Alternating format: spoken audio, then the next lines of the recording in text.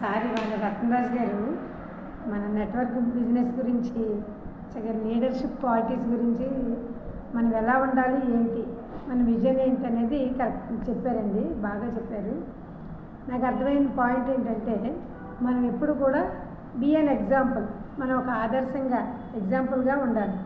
మన డౌన్ లైనర్స్కి మన లైఫ్ లైనర్స్కి అందరికీ కూడా మనం ఒక ఎగ్జాంపుల్గా ఉండాలనేది నేను నేర్చుకున్నాను.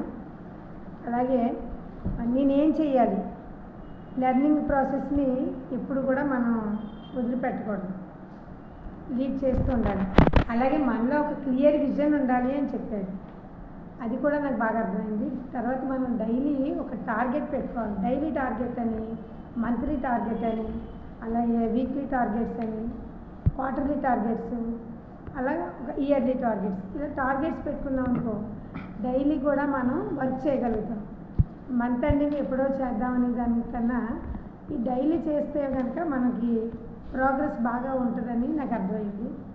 సో తర్వాత మనం డౌన్ లైనర్స్, మన లైఫ్ లైనర్స్కి కమ్యూనికేట్ చేసే విధంగా మనం మంచి కమ్యూనికేటర్గా బిహేవ్ చేయాలి ఎప్పుడు కూడా.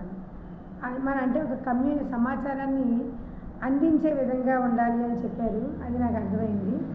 తర్వాత మనం ఒక బెస్ట్ ట్రైనర్గా ఉండాలి, ఇప్పుడు కూడా మనం ట్రైనర్గా ఉండేలాగా ఉండాలి, ఒక స్పీకర్లా ఉండడం కాదు, ఒక ట్రైనర్గా ఉండాలి అనేది నాకు అర్థమైంది.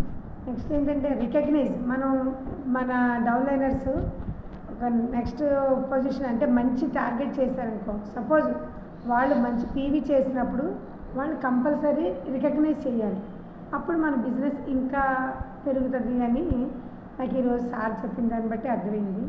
అలా మనం ఎలా డూప్లికేట్ చేసామో మన లైఫ్ లైనర్స్ కూడా మనల్ని డూప్లికేట్ చేసి వాళ్ళు సక్సెస్ అవుతారు. ఇది ఈరోజు నేను క్లాస్లో నేర్చుకున్న విషయం. Leaders, thank you, wish you well. Thank you madam.